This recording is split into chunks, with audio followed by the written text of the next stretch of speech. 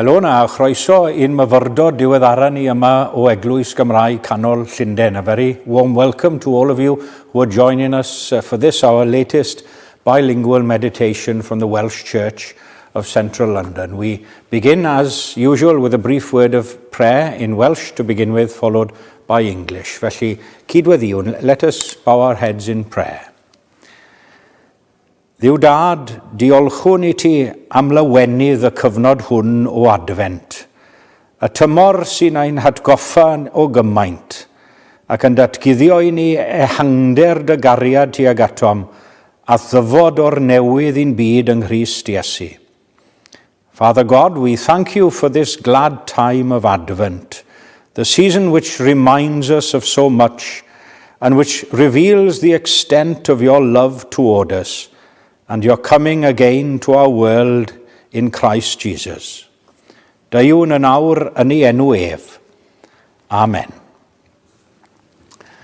Wel, dwi am dynnu'ch sylw chi am ychydig heddiw at eiriau a welir yn llythyr cyntaf Ioan, the first letter of John, not the Gospel of John, but the letter of John, the first chapter, and verse 7.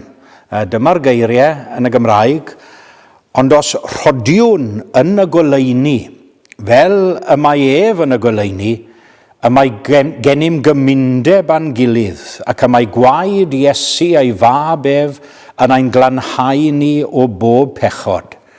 But if we walk in the light, as he is in the light, we have fellowship with one another, and the blood of Jesus, his son, cleanses us from all sin. Wel, mae yna ddau bwer ar waith yn y byd o hyd yn os, ac yn gwrthdaro ac yn gwrthryfela yn erbyn ei gilydd, sef y da a'r drwg.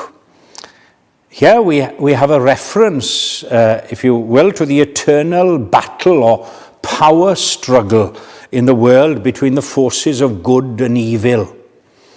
The first is described by John as light, a goleuni. I took the words from the opening verses of the Bible as a text for our meditation a few weeks ago. Bydded goleuni, let there be light. And the second is represented by darkness. Dyw ei hun, wrth gwrs, yw'r goleuni, ac y mae popeth da yn y byd yn deillio ohono fe. Wy'n hoff iawn o'r adnod hwnnw o lythyr cyntaf Iago sy'n sôn fel hyn. Oddi uchod a daw pob roi da a pob rodd berffaith. Every good gift and every perfect gift is from above, coming down from the Father of lights, tad golaiadau'r nef, with whom there is no variation or shadow due to change. The light, therefore, is the emblem of truth, and the darkness, on the other hand, a symbol of error. Light represents knowledge often, doesn't it? And darkness reminds us of our ignorance of spiritual things in general.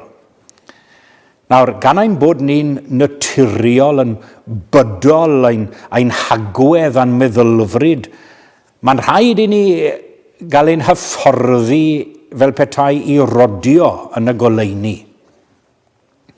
The words of our text not only speak of the Christian as a person who is in the light, but it also says that the Christian should walk in the light.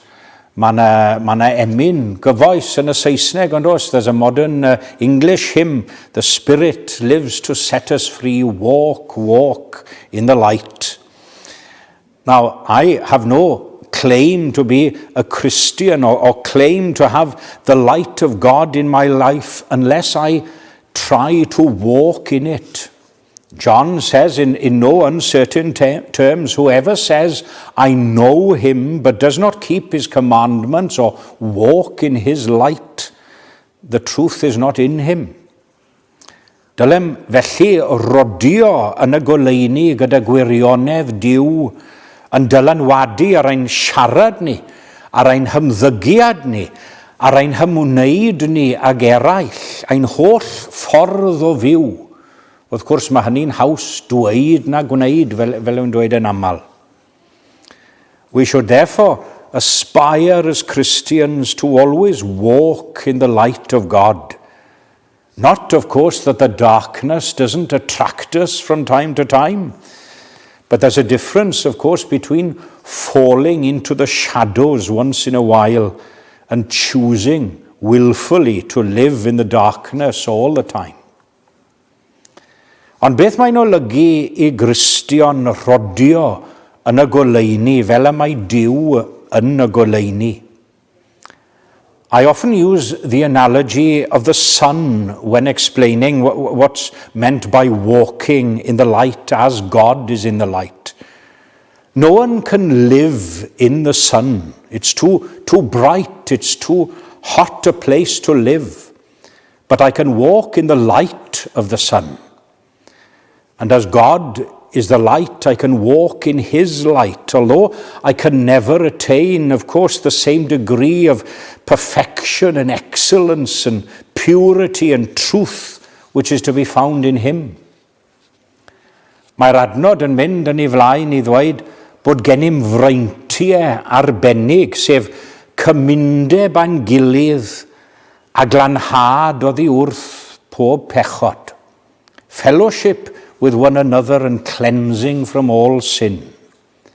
And on this second Sunday in Advent, and as we come together as a church family once more here at Eglwys Gymraeg Canol Llundain, and all looking forward to that and enjoy the privilege of fellowship and communion with each other, I'd like to concentrate on the second privilege given to us, the cleansing from all sin. Felly tri pheth yn fyr ac yn gryno heddiw wrth feddwl am gymuno a'n gilydd fel eglwys o gwmpas y ford gysegredig. Yn gyntaf, llwyredd y glanhad. Firstly, let's consider the completeness of the cleansing. The blood of Jesus Christ cleanses us from all sin. Not from some sin, but all sin. Rwy'n cofio cael trafodaeth un tro gyda dosbarth ysgol Sul ar y gwahaniaeth rhwng pechod bach a phechod mawr. A fe ddeithom i'r casgliad bod bechod yn bechod, boed yn fawr neu'n fan. There are obviously different types of sin, and some have more consequence for the perpetrator and for those who are sinned against. But basically, sin is sin. Pechodau yn erbyn y gyfraith, rai yn erbyn yr efengil, rai yn erbyn Crist yn bersonol, rai yn erbyn yr ysbryd glân. And apart from the things we shouldn't have done, of course, there are also sins of omission, things which we've left undone, which we ought to have done, which perhaps are more numerous sometimes. Some committed through ignorance, some done willfully, others perhaps even unknown to us, and so the list goes on and on. Does dim rhaid I mi ymelaethu. Ond mae'r adnod yn dweud bod y cyfan oll, y cyfan yn cael ei lanhau trwy waed Iesu Grist. A heddiw, fel pob dydd arall, mae'r gwahoddiad hwnnw sy'n cael ei estyn trwy'r dyner lais yn galw arna fi I ddod a golchi myau I gyd, pob un ohono nhw, myau I gyd yn afon Calvary. What great completeness, what a comforting thought to all of us today. Next, we have the timing of the cleansing, amseru'r glanhad. And notice that it's in the present tense. The verse says, cleanses, unglanhau, not did cleanse or shall cleanse.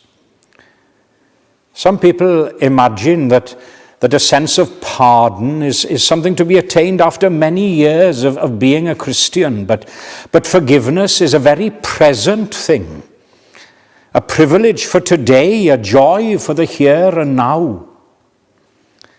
Pwy bynnag sy'n rhodio yn y goleuni, fel y mae Duw yn y goleuni yn cael cymundeb â Duw am y ddeiant pechodau.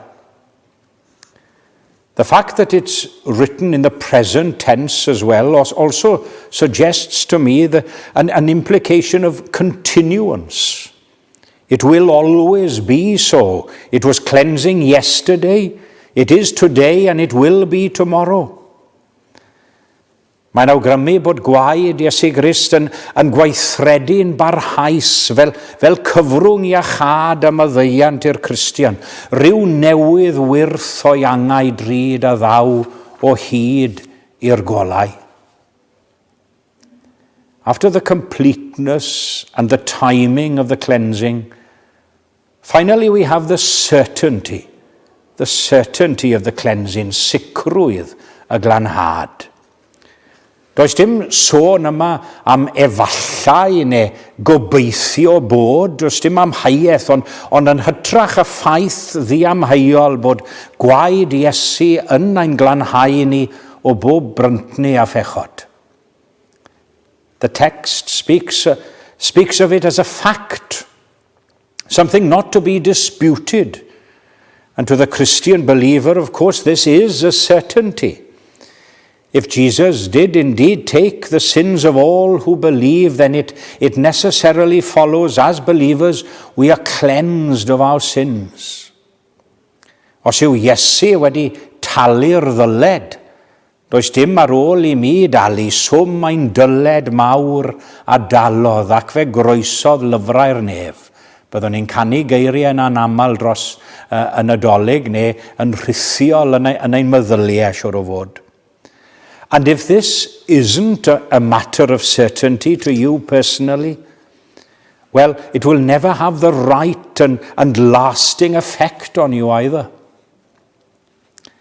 As we as a church here celebrate communion this Advent time, my prayer is that we all may experience the certainty of these words in our lives and in our experience and be able to say, yes, without a doubt, the blood of Jesus Christ, his Son, cleanses us from all sin. A dyna'r ffaith I ni heddiw y bore yma a phob bore arall, a hynny gogoniant I enw. Amen.